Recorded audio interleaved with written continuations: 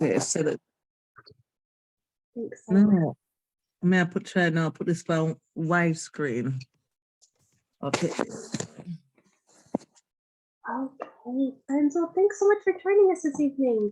Welcome, Happy New Year, and we're going to get started. This evening, we'll be talking about Muhammad Ali. In particular, we're going to be talking about his courage and compassion. So much to cover, so let's go ahead and get started. As always, we would love for you to share with us everything that's new. And hi, we're so glad to see you.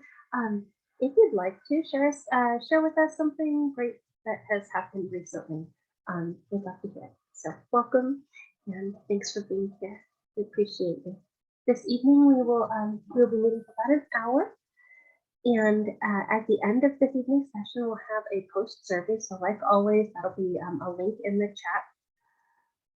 And we'd ask you to please fill that out, and then we can start preparing your certificate, and that will arrive within about a week to email. So thanks for being here. We want to thank the Valero, we want to say thank you to Valero and the Ali grant for making the session possible. As always, all of our teacher training sessions are free of charge, and we thank our sponsors for making that possible. And we thank you for being here. So thank you for being here today. Please share your thoughts and ideas and comments with us in the chat feature. We want to hear what you have to say. There are very few of us, but please feel free to, if you have a question and you feel more comfortable just asking it outright, that's absolutely fine too. We want to thank you as always for being so considerate of everyone, and we're really glad that you're here with us. So let's begin. So in today's session, we're going to discuss Muhammad Ali's life with an emphasis on Ali's courage and compassion. We will explore video clips and other educational resources on PBS Learning Media from the Ken Burns documentary Muhammad Ali. We will also learn about Muhammad Ali's red 5 moment and how you can share your story too.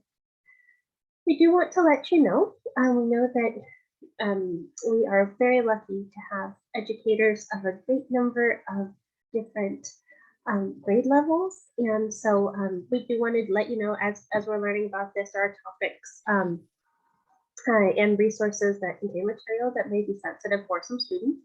So we do ask that you please exercise discretion in evaluating whether each resource is suitable for your class. And if you're looking for something similar, that's perhaps more geared toward the grade that you're teaching, we're always happy at KLRN to try our best to find that. PBS Learning Media is such a huge resource with, offers such a wealth of resources that we're sure to find something that would be a good fit.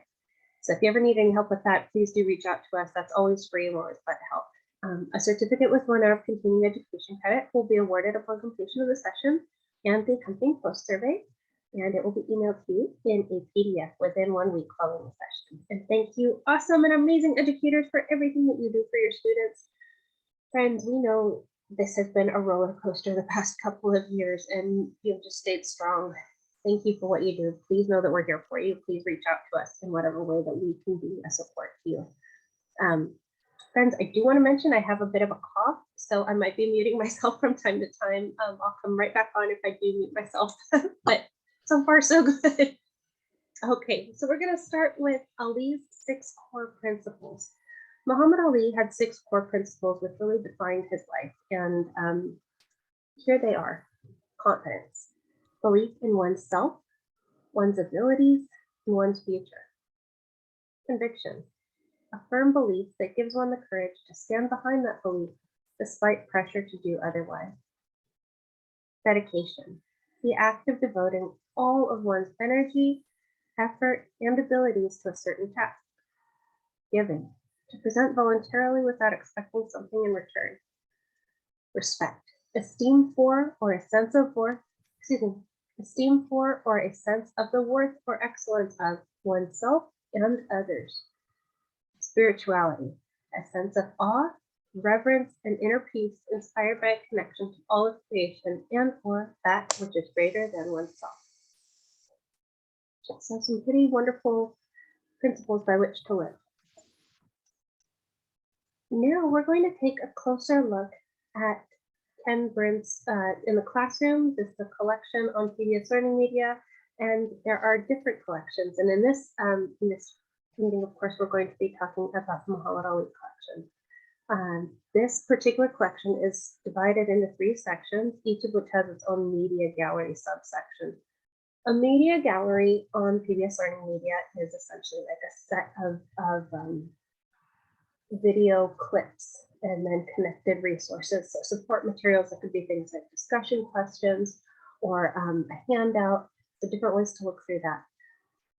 So let's learn a little bit more. We're going to focus on each of these sections with an emphasis on Ali's courage and compassion. And then we'll take a closer look at each one of the sports and society, personal identity, and health. So let's take a look at this main collection first. Excuse me. So here we can see this, this link will bring you right to that. And as always, this evening we'll be sending you a PDF of the presentation. And friends, please do let us know if at any time it's difficult to open any of the links to the PDF.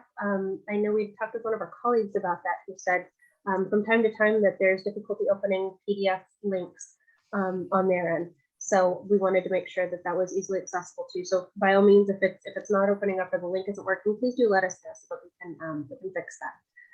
So sports and society, personal identity, and health. This was an 8-hour documentary. It brought to life one of the most indelible figures of the 20th century, a 3-time heavyweight boxing champion who captivated millions of fans across the world with his mesmerizing combination of speed, grace, and power in the ring, and charm and playful boasting outside of it. Ali insisted on being himself unconditionally and became a global icon and inspiration to people everywhere. As you can see, in each one of the, excuse me, in each one of the collections and each one of the resources that you'll find on PBS Learning Media, you'll usually find an age range that it's recommended for. So in this particular collection, you'll see that it's for grades 6 through 8 and 9 through 12. So middle school, high school, you can use many of these resources. And then I'm going to show you a little bit closer about the media gallery. So this image, I love this image, and also talking about his activism and moral courage. I'm going to direct you here to show you kind of what a media gallery looks like if you're taking a closer look at PBS Learning Media. So the whole collection, excuse me, the whole item, let's call it that, in PBS Learning Media within this media gallery of sports and society is about 25.5 minutes. However, each one of these shorter clips is going to be a little over 6 minutes, a little bit over a minute. And in this, we'll learn about each resource within it. So we see Ali's draft resistance. Ali represents an alternative form of justice. Clay begins attending Nation of Islam Temple. Ali refuses to be inducted into the military, and the Supreme Court hears Ali's case. So that's just a little bit of how it goes through here. And just to make it a little easier to follow, we went ahead and, I mean, it's easy to follow on PBS Learning Media, but sometimes it just helps to have everything before it's in the same place.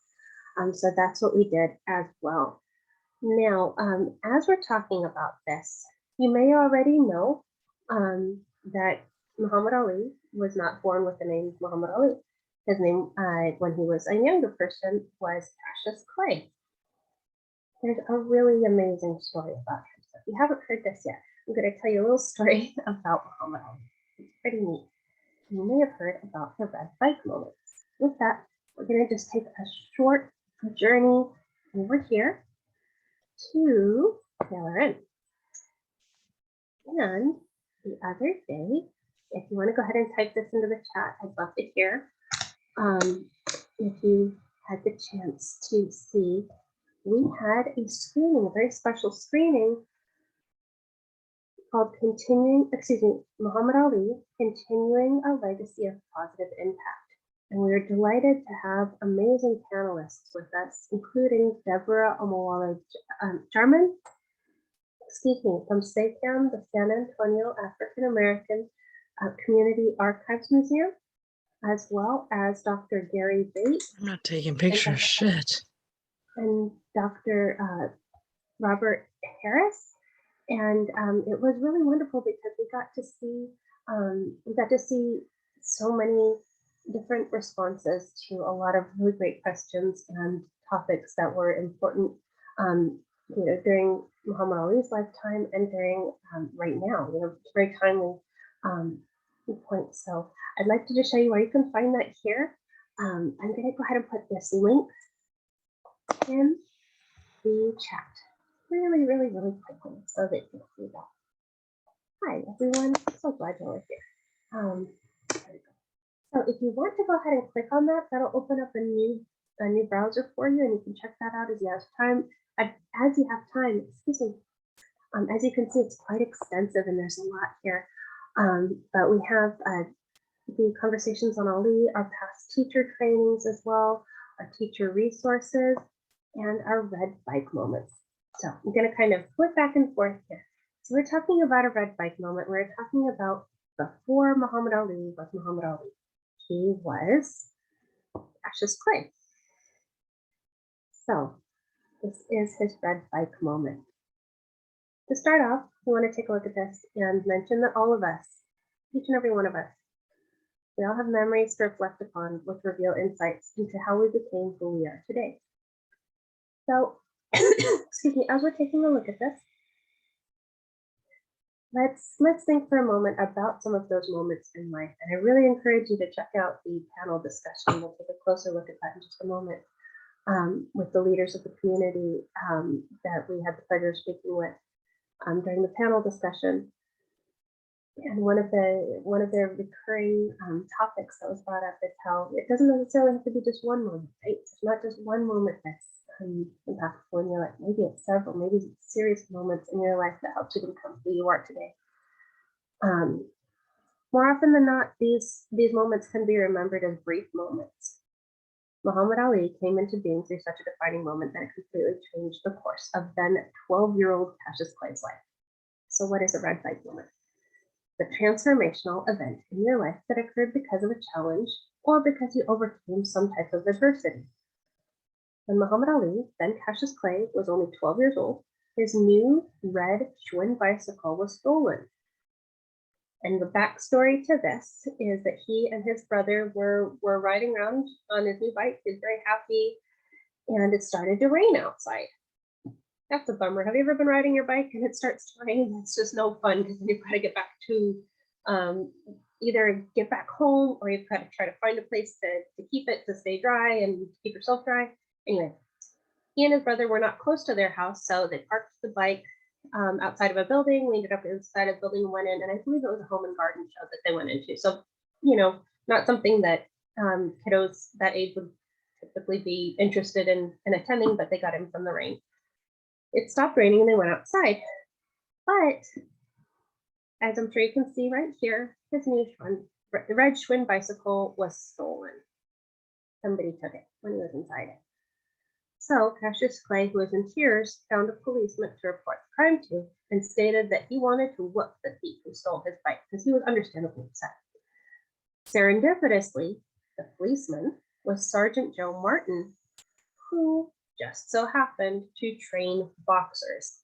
He encouraged Clay to return to the gym and learn how to box before looking for retaliation.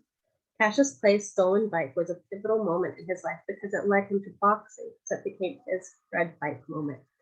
So thinking about that, perhaps there was a moment in your life where something happened and you chose to respond in a certain way. One of the examples that I use is with my own son. I'm just going to call him out here because I'm very proud of him. But he seems to find a lot of times when there's somebody who's sad or hurting or going through somebody, to just be there for them. And that might not be a specific situation, right? But it's a series of situations that kind of help him to become the person he is. And I just have to call him out because I'm very proud of that being the way he is. He's a good listener, he's a good friend. And I think moments like that bring that out. And I can tell friends that as educators, as the people that you are, you have probably had very many moments like that yourselves, where someone has come to you asking for help, or for guidance, and you've been that person. So that's helping you to become the person you are. So we would love, love, love for you to share your stories. You can do that on social media. You can do that through a video. You could do that through a short paragraph. However, however you would like to share, we'd love to hear your story. You can share it on Facebook, Instagram, Twitter, all of the social media platforms. And we just ask that you include the hashtag Ali, KLRN. So I'm going to put that in the chat feature here. Whenever you share your red bike moment, it would be using that hashtag. So we'd love to hear that, and maybe it's something you want to think about right now, or maybe it's something you're like, yes, I know exactly the moment that I want to share, and that's going to. So we would love to hear that. Okay, so that was our little segue moment. I'd like to show you, excuse me, what we had the pleasure of learning about here was the panel discussion.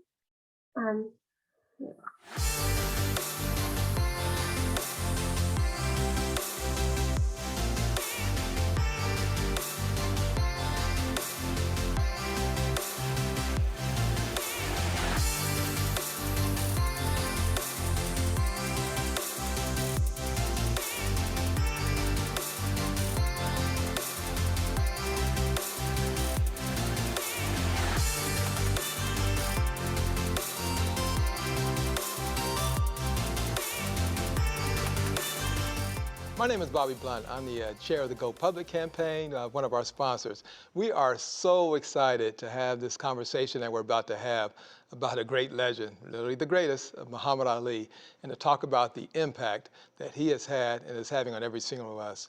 We're having a very distinguished panelist that you're sure you're going to recognize, and we're going to allow them to introduce themselves and get this conversation going. Hello, I'm Dr. Gary Bates, Superintendent of Schools of Fort Sam Houston ISD in San Antonio, Texas. Good evening. Hi, Bobby. Thank you. I am Deborah Omawale Jarman, the CEO Director of the San Antonio African American Community Archive and Museum. Good evening. My name is Robert Harris. I'm the proud principal of John M. Harlan High School in the Northside Independent School District. And we're going to start out with our proud principal there, Mr. Harris, with our first sort of conversational question. You know, sort of looking back to Muhammad Ali's boxing platform, and that word key is platform there. He used to speak about issues. And I wanted to ask you, what platform do you use now to sort of make a change? Well, I try to use every platform that I have, obviously, as the leader of a school. You try to embody some of those core beliefs, mainly helping others and trying to support others in that role. And then in my daily life, I try to do that as well at my church, the Greater Love Missionary Baptist Church. I try to do those things as well. So for me, it's an ongoing attempt to embed those core beliefs in my life and my daily walk. I was curious, when you use platforms, what type of things are you calling platforms, or what does that include for you? Well, I think a platform can be any time that you interact with people, and I have the pleasure of interacting with young men and women on a daily basis, and also with my staff on a daily basis. And so when you talk about a platform, Muhammad Ali obviously had a huge platform because he was very famous, but I believe all of us have a platform, and so I try to do that whenever I interact with anyone that I come in contact with. That's great. And Mr. Jarman, what about you? Tell us how you'd respond to that. Wow. Well, when I think about Muhammad Ali and how outspoken he was, I am outspoken with grace, though. And so what I try to do is make sure people understand when I show up, I'm going to ask the question, where are the Black people at? What about my people? How is this going to impact them? I am extremely focused on our legacy. What we're doing right now, just being here in this conversation, it really isn't for us. It's for our children and our grandchildren and our great-grandchildren, so we can keep the past legacies alive and connect the future. So I'm going to say anytime I have an opportunity to speak, that's why I love what I do at SACAM, just putting that history out there so people will understand that we've had a place, we still have a place, and we will have a place. That's a great answer. I was curious. So tell us a little bit more about, when you talk in terms of platform, how you're able to leverage what you're doing with SACAM. How does SACAM present those opportunities for you to? Well, one, just reminding people that we were here. Like, a lot of people don't understand that well before 1619, there was an African man that came with the Spaniards and opened up, I would say, what we call America now, to people. And he was a scout, he was an interpreter. So we didn't just arrive on the scene. Yes, he was enslaved, but we weren't always enslaved. And so I want to make sure people understand that we come from a very diverse background, even though most of us here in America are from West Africa. But there are so many tribes, and we have, as a people, we're resilient, we're creative. And I make sure people know that. So that is through our oral stories that we're collecting at SACAM. It's through the history that we're doing, or our Black History River tours. And I could go on and on and on, but I want to make sure I give Mr. Harris and Dr. Bates a chance to talk. Oh, we'll go ahead and give Dr. Bates. He's got a deep history from a location that does at Fort Sam ISD. But back to the question on the platform and what that means to you.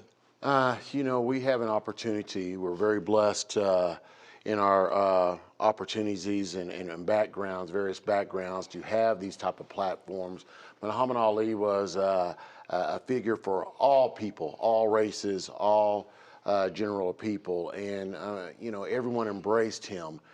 He was the greatest, and platforms are used in positive ways, and Muhammad Ali was an example of he using that platform, and for myself as an educator, using it in our community, the students that we have, even our teachers, just the core beliefs in terms of dedication and discipline.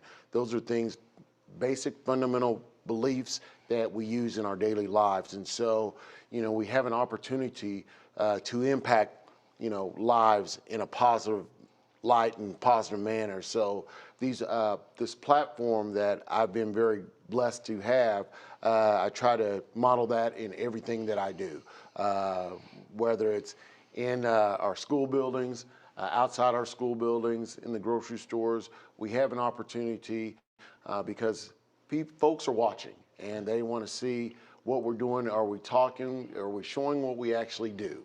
So as an educator, that's what I try to do on a daily basis. And you start to. Thank you, friends. So we are going to go ahead and come back to this in just a moment, but this is just a little bit of the conversation, and we wanted to share this with you, the Continuing a Legacy of Positive Impact. Again, you can find this right here on KLRN's Ali page, about halfway down the page, and the link to that page is right there in your, excuse me, in the chat feature. So we're going to head on back over to the slides. If you have any questions or any comments at any time, please do reach out in the chat. So we are going to explore each of these different components of the Muhammad Ali collection: sports and society, personal identity, and health. Let's take a closer look at Muhammad Ali's activism and moral courage. I'd like to share this particular resource with you.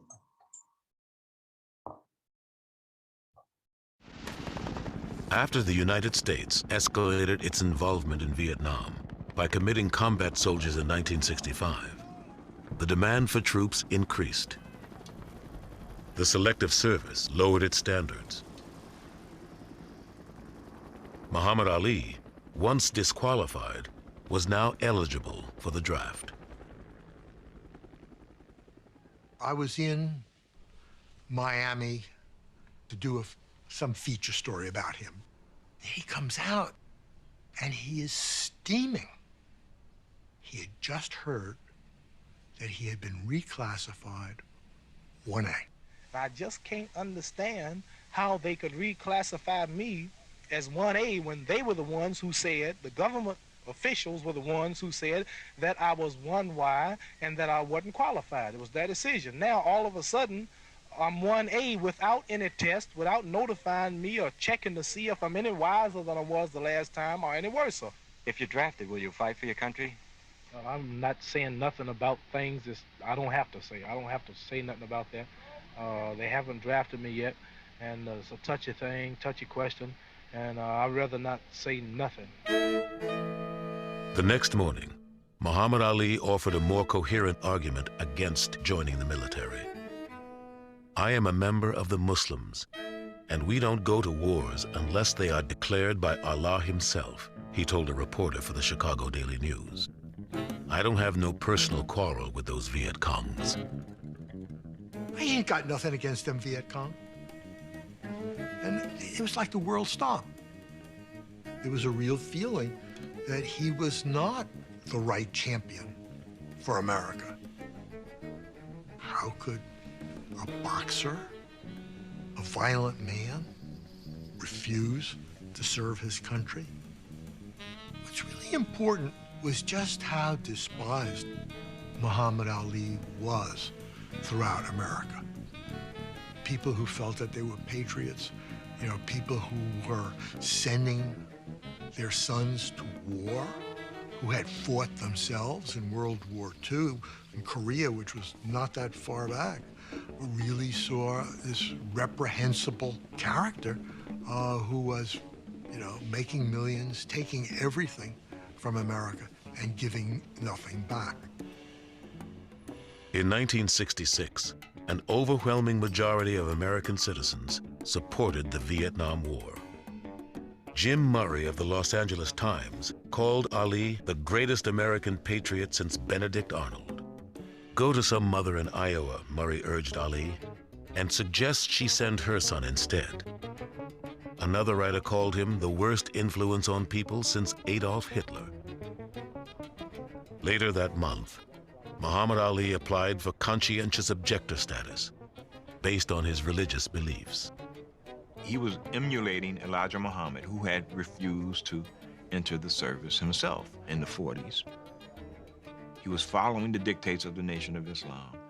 And that definitely diminished his popularity in America in general. And not just in the white community. There were a lot of African Americans, a lot of black people who thought that he was insufficiently loyal and appreciative of the opportunities he's had as an American. And he should show his dedication to the country and be willing to fight. Ali's next fight had been scheduled for March 29, 1966 in Chicago, against the 6'6" Ernie Terrell, the boxer who had been awarded the World Boxing Association title after they had stripped it from Ali. Most boxing fans still viewed Ali as the real champ, and a defeat of Terrell would cement his claim.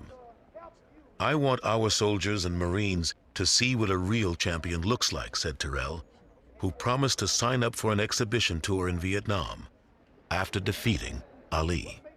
And we announced the fight, and tickets were going very well, and we were securing closed-circuit exhibitors around the country. I had hoped it would be the biggest Ali promotion ever at that point. When Ali said, "I got nothing against the Viet Cong," Mayor Daley immediately contacted the Illinois Athletic Commission and told them to throw us out of Chicago. To salvage the fight, Ali backed away from his statements and offered to come before the Illinois State Athletic Commission to apologize. But after having breakfast with Elijah Muhammad before the hearing, he reversed course. I'm asking you if you apologize for the unpatriotic remarks that you made.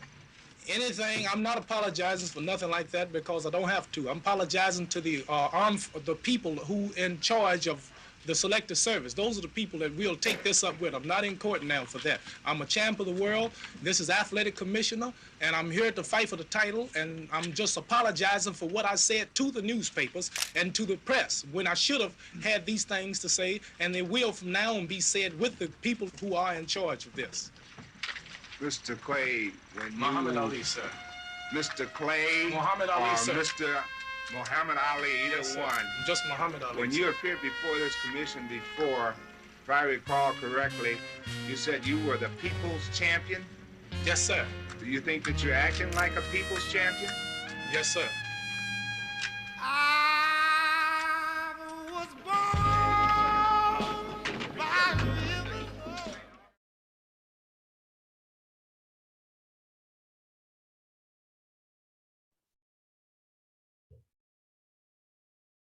That video really gives a lot of excellent insight into his bravery and him standing firmly in his conviction. As you can see here, there are so many different resources, including ones we took a closer look at before as well.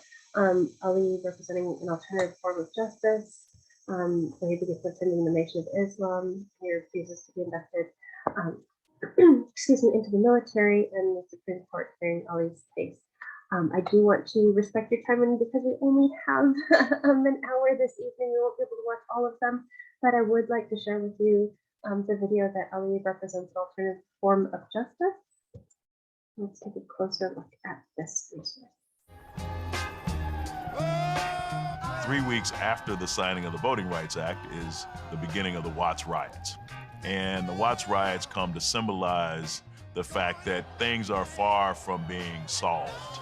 There's unrest that these bills won't reach. In the urban north, we were a little bit estranged from the stylistic methods of the civil rights movement, which was primarily a southern-based and agrarian-based kind of thing. They would have overalls on, they would be singing hymns and appeal to clergy-oriented kinds of things. This wasn't our style, you know, we were more secular. We didn't want to wear overalls, you know? And so we wanted another form of activism. And the Nation of Islam and Malcolm X had already been very influential in the urban north. And I think black activists were more attracted to that kind of activism than they were to the civil rights mode. And so Muhammad Ali fit perfectly with that model.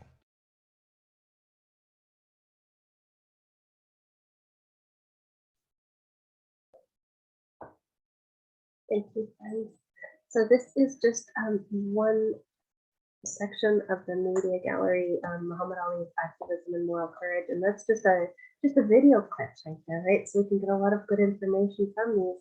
Now I'd like to also share with you one of the things as a teacher, as we all know, it can sometimes be hard to find the standards that fit with different lessons, even though you know it would be a great resource for a class. So those are always right here on PBS Learning Media, and so I'm just excited to tell you about that as well. The essential knowledge and skills right here. So there's all 32 standards here that are addressed in these various clips and support materials. Excuse me, I'm sorry. So I'd like to direct your attention here to the support materials for teachers. So this would be something that you could use in your lesson plans. The support materials for use with students. It's a Venn diagram handout that you can share with your students. Just a very simple Venn diagram, something you can draw on paper. If you didn't want to print that, that's fine too. And then there's just discussion guide, which is really helpful and logical in its steps and follows. So one of the things that it suggests is that students can review the 5 assigned video clips, and the educator can facilitate a conversation about protest and resistance, drawing on information in the video clips and supplemental readings. So here we have the video clips and the supplemental readings as well. You can facilitate a discussion using the following questions to guide the conversation. These questions may be used as journal prompts or as conversation starters. So one of the things that I want to point out in this particular resource and collection and across the board in PBS Learning Media resources, a lot of times you'll find that level of flexibility. If you're using this in a journal, that's great. You could also use it as a discussion question. So really off this kind of ideas for flexibility. There's not a very strict rule on how you use the resources or in what order. So that's helpful as well, I think. So one of the questions that's posed here is, why might some Americans see Muhammad Ali's objection to the war as un-American? You'll recall in one of the video clips, one of the things that was it was harsh and hurtful to hear is that Muhammad Ali was viewed as in the way that the question was posed, how could a boxer or a violent man refuse to serve his country because of the fact that he is a boxer, that made him a violent man. That kind of struck a wrong chord, right? That's not true. He wasn't a violent person. He was not. So posing that question, we can keep that in mind, as well as some additional quotes from the videos as well. The teacher could scaffold the question, excuse me, with I'm sorry, with a conversation about what it means to be a real American in the first place. And then I really like this follow-up question: who sets these standards, and why do they change over time? So here's some recommended supplemental reading. It's a link right here. Everything's ready to go and kind of built into these lesson plans here. So it's no reinventing of the wheel needed, right? The third part of this lesson says we find that Muhammad Ali would not have been required to fight in the Vietnam War if he had gone to war. Instead, Ali, like other celebrities, would have been there to boost the morale of the soldiers. In what ways is this still exploitative? In what ways does Ali's resistance to the draft under the circumstances that he and others were living in, specifically Black Americans, make sense? Do you think this was an easy decision for him to make? Why or why not? So these are great questions for us to be able to ask ourselves as educators and to be able to ask of our students as well.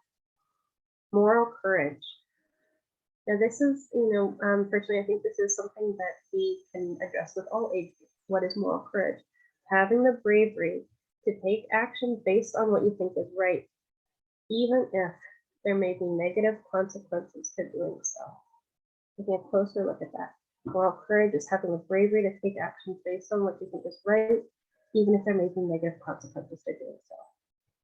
Doing the right thing, even if that's not the popular thing, right?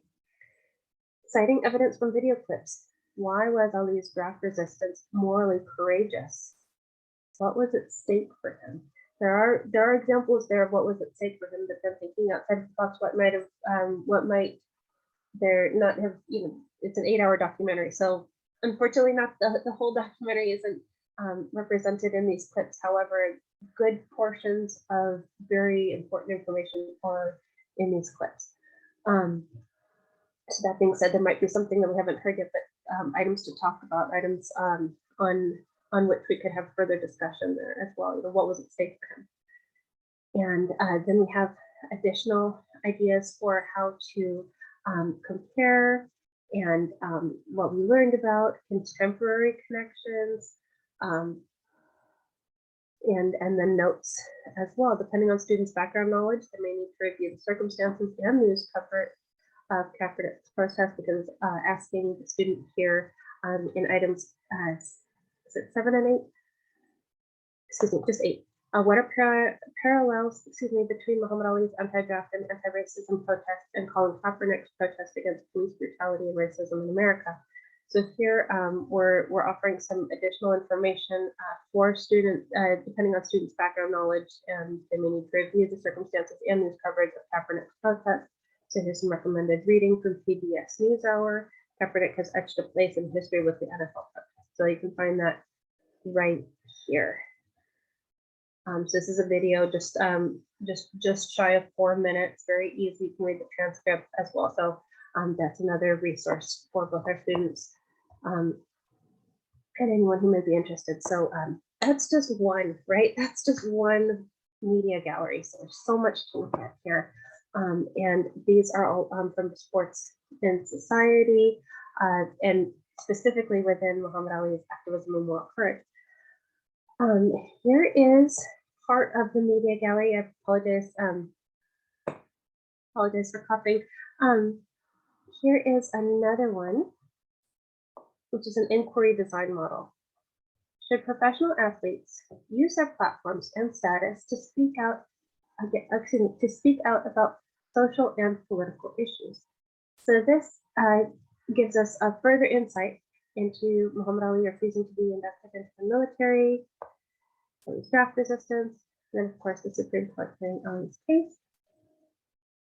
And American exceptionalism and the role of elite Black athletes in society. We're learning a little bit more about Muhammad Ali before he was known as Muhammad Ali, but when he was still Cassius Clay, he graduating high school,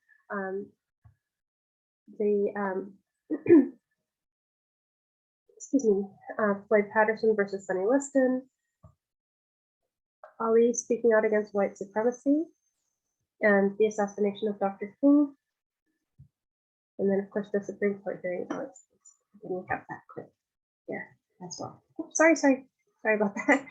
Personal identity. I forget when you scroll on the screen, it'll turn the page for you. I wasn't ready to do that just yet. In personal identity, we'll explore examining Muhammad Ali's identity development and creative media extension. To be young, gifted, and Black, constructions of Black masculinity in Muhammad Ali.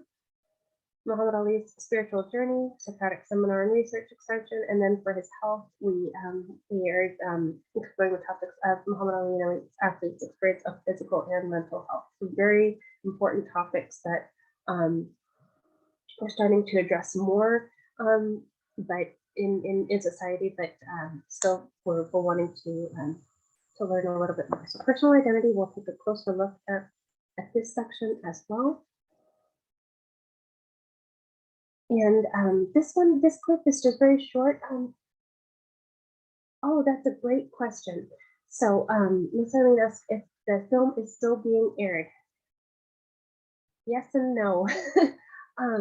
So if you have a PBS Passport, that's the membership, you can still see the documentary. However, on the 9.1, 9.2 channels, it's not being aired anymore in its entirety.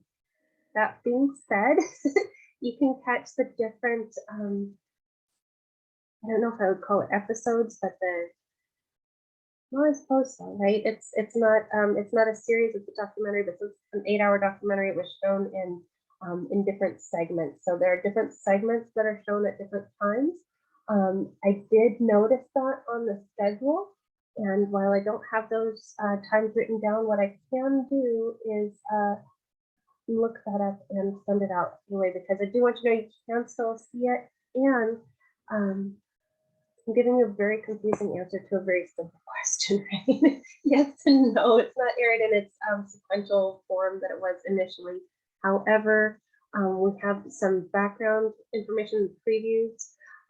The full episodes, I know this is here, and I don't know that this is a working link for this. I think that that's only through, I think that may only be through Passport. Let's find out. Yes, it's only through Passport. That being said, it is still shown on KLRN, and I believe it's 9.2, and that is the World Channel. So not the main channel, not the PBS Kids channel, and the one was the not the main channel, but it's 9.2, and I don't know the times on those for sure, but I can find out for you. And you can also see the clips of the documentary on PBS Media. So that was a very long answer to your very straightforward question. I'm sorry about that. Of course, absolutely. Thank you for asking. Friends, Miss Eileen, if I can ask you to post that, you're awesome. You read my mind. If you can please open up that link to the post survey and another tab that'll take you right over there, so we can have that ready to go. Okay, so Muhammad Ali. I am the greatest. I know you've heard him say that before. Cassius Clay Jr. knew he was exceptional, and he did not hesitate to declare so. You know, which on one hand was kind of fun and funny and endearing, but it also was very profound. He became a beacon of light and inspiration for Black people in America and around the world. He was proud of who he was. He was an exceptional person. A writer for Ebony called Clay Jr. a blast furnace of race pride, a pride scorched with memories of a million little burns. Let's take a closer look at this resource right here. You are my pride and joy. Though he had struggled against Jones, Clay had much to celebrate. He was now 18-0 and still the #2 contender behind the ex-champion Floyd Patterson. The media attention he had tirelessly courted, good or bad, now came in torrents.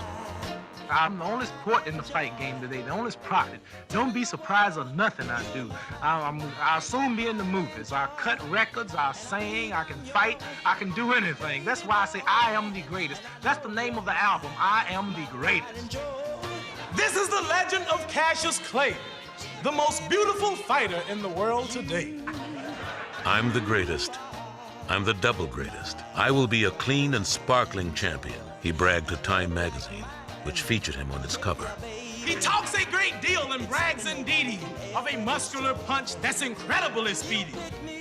Alex Poinsett of Ebony magazine saw in Clay's bravado more than playful boasting.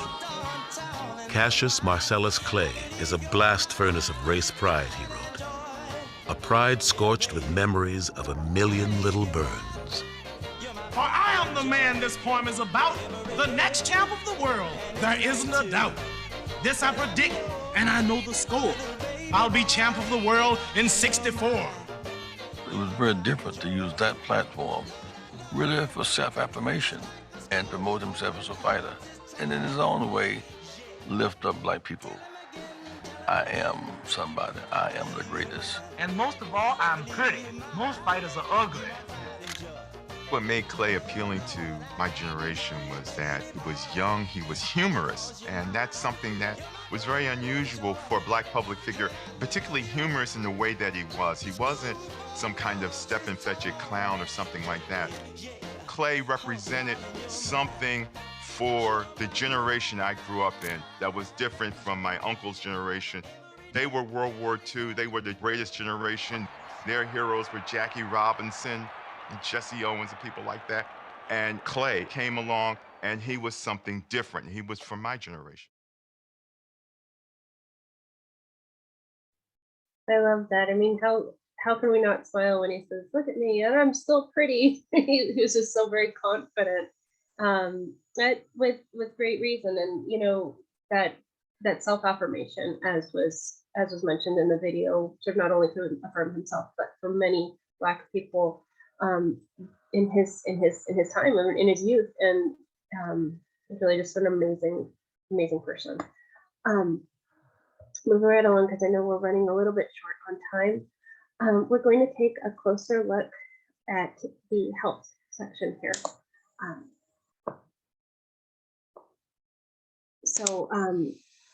Here we see the greatest of all time, and sadly, as we know, his health began to diminish. He continued to box professionally, but his health was starting to decline. He continued to win fights, but his strength was diminished and he could no longer perform at the level he once had. Moving along, we see the worsening condition and the mental health struggles that he contended with. And then sadly, there's a quote here. It's that man looks like he's dying. Muhammad Ali suffered physically, mentally, and emotionally from a lifetime of boxing injuries and Parkinson's disease. Ali was forced to come to terms with his declining health and altered physical state. These are resources which are incredibly profound. To be straightforward with you, it's sad to see, but important to know. So we are inviting students to analyze and discuss how physical and mental health interact to impact athletes, particularly elite Black athletes, through careful exploration of Muhammad Ali's health journey. Ali was widely considered to be the best athlete of his time, and one of the best athletes of all time. And he faced incredible pressure to perform. And this was pressure that he placed on himself, and pressure that was put on him by his competitors, funders, managers, and the public.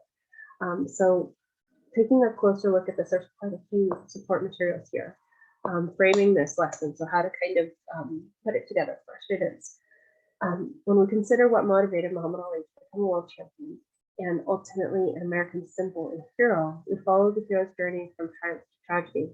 Why would a young Christian Black man living in segregated Louisville, Kentucky, dream of becoming a legend in the boxing ring? See, whatever the reason, and there are several, Ali committed himself to becoming a champion and one of the most celebrated athletes of all time. Ali's life was not a fairy tale. Negative blowback came when he became publicly affiliated with the Nation of Islam and later refused to be drafted into the Vietnam War for religious reasons. Ali was stripped of his boxing titles, systematically denied boxing licenses in every state, and had to surrender his passport. Being a conscientious objector to the Vietnam War and being an outspoken supporter of Black nationalism, Black pride, and racial justice made Ali one of the most hated men in America to some and the ultimate hero to others. Throughout his career, Ali doggedly pursued excellence and became 3-time heavyweight champion. This rise to the top of a brutal sport came at physical, mental, and emotional costs. In this lesson, we will explore Ali's physical and mental health journey, including his battle with Parkinson's disease, the effects of stress and pressure, and possible traumatic brain injury.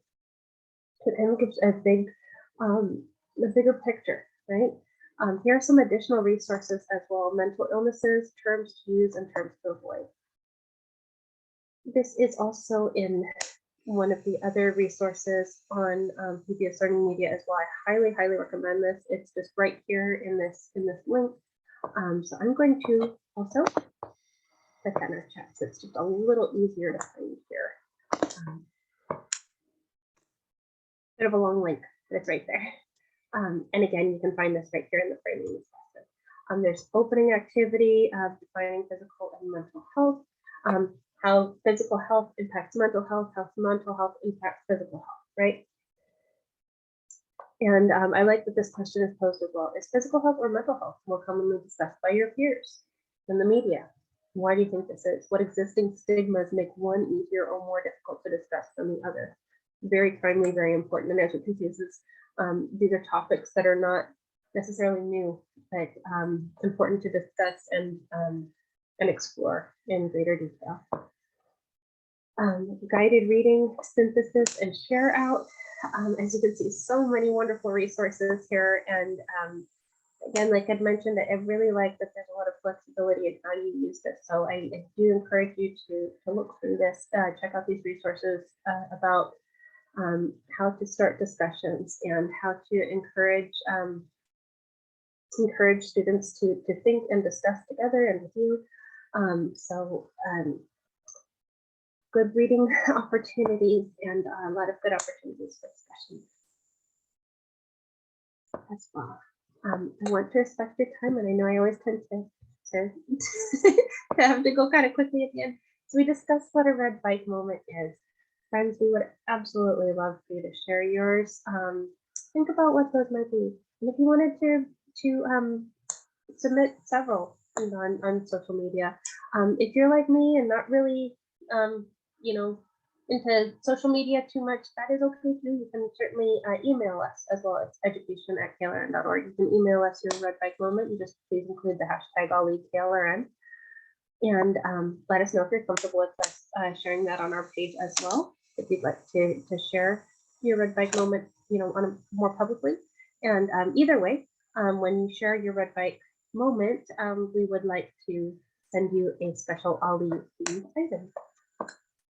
So some prompts that'll kind of help you through that, thinking about what a pivotal moment in your life has been that has inspired you to become involved with your community and make positive change. Which of the causes below do you fight for and why? It doesn't have to be all of these things, but these are kind of just ways to get the conversation started, right? So perhaps there's something within here that really speaks to you.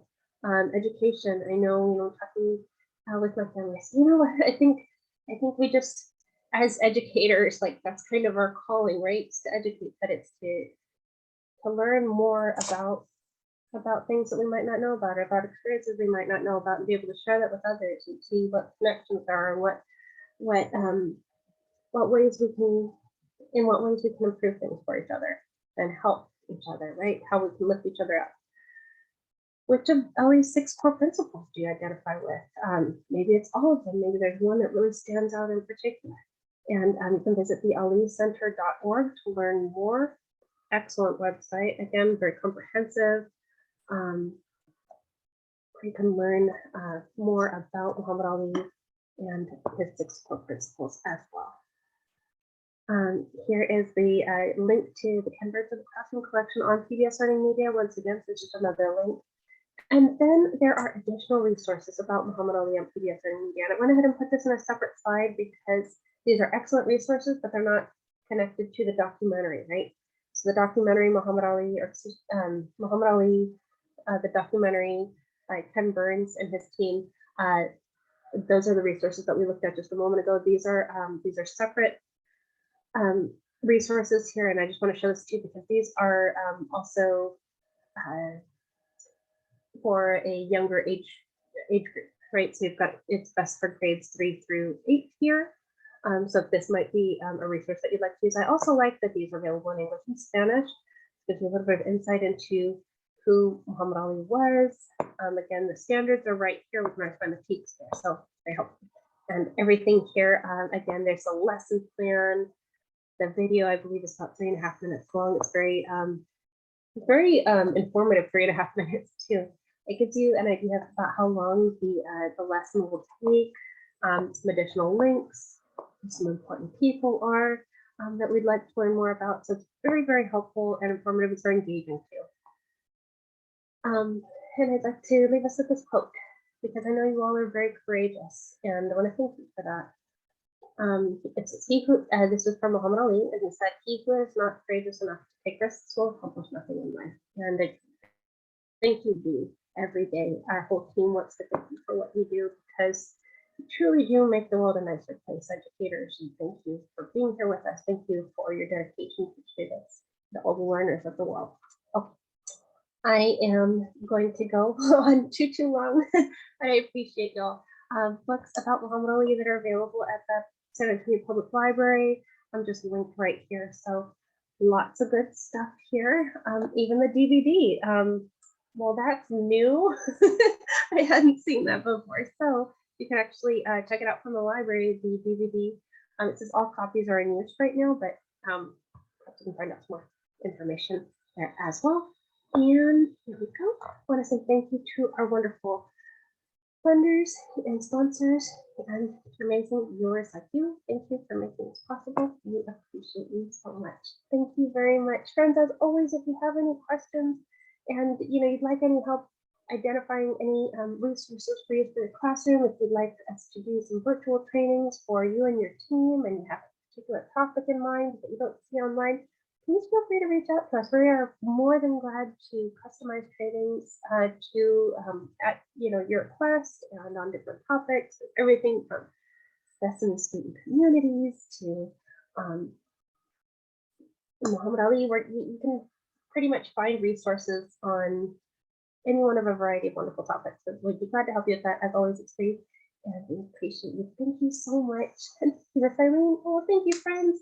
Really appreciate you. Have a wonderful evening and stay warm. Thanks, friends.